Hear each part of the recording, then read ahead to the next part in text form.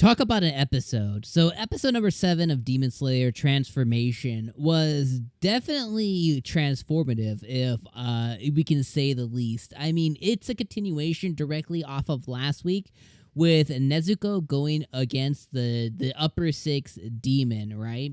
And as she's facing her, she is completely overpowering her. I'm talking from her regenerative abilities to just absolutely everything. Like, I mean, she is kicking this girl in the face. Like, she is completely and demonstrably, like, just annihilating this girl.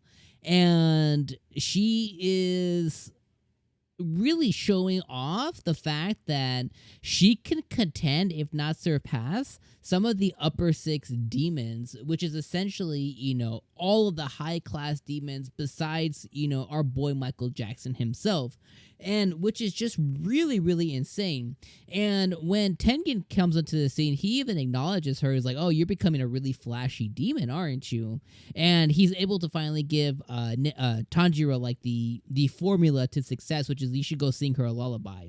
But regardless, like, she was completely just annihilating and just going off. But eventually it came to a point to where she finally interacted with other folks, which is like other humans that are there.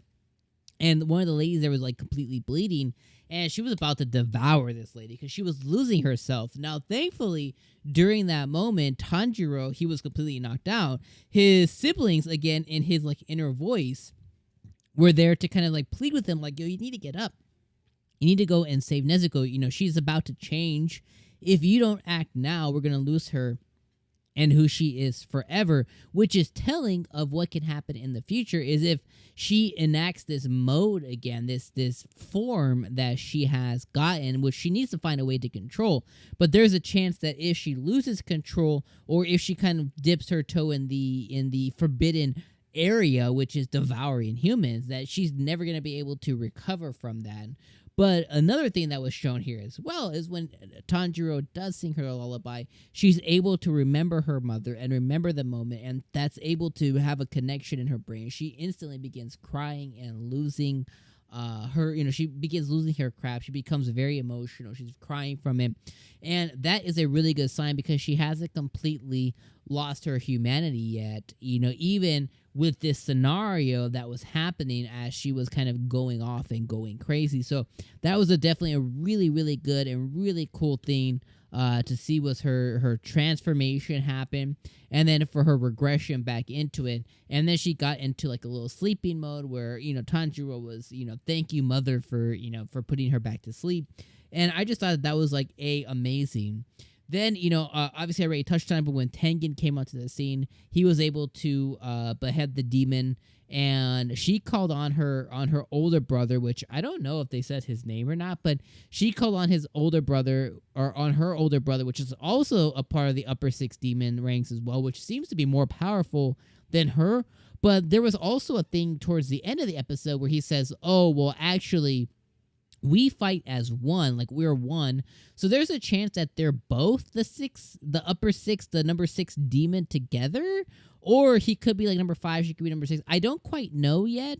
I'm starting to think it's the former, and I'm starting to think that they might hold the 6th spot together, and it might be like a thing to where when she fights, if she needs it, she calls on her brother or something. I don't quite know yet. I'm assuming we're going to find out. But her brother's a very, very unique individual, too, especially because he had a lot of animosity, a lot of jealousy towards Tengen, especially when Tengen said, hey, yo, I got 3 wives. He about lost his crap.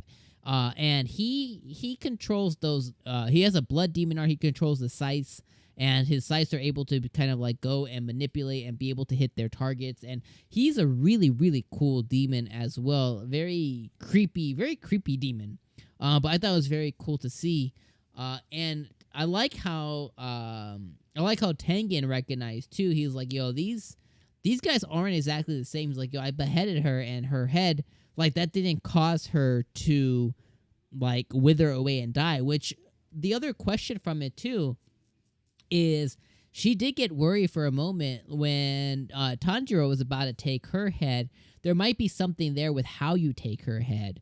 Because obviously Tengen just got it clean off, but when Tanjiro did it, he was going to do it with the flame art. So there might be something there with his flames that says, okay, depending on the demon's rank and power level and whatever the regenerative abilities are, whatever their ultimate abilities are, there might be something there to say, okay, you need X to solve for Y kind of thing, which means like you might need that specific ability to be able to like defeat one of these demons or something. Something might be there for sure, but definitely like what a really great episode, from being able to see at the end of it to see how Nezuko was always caring for her younger siblings as well as Tanjiro.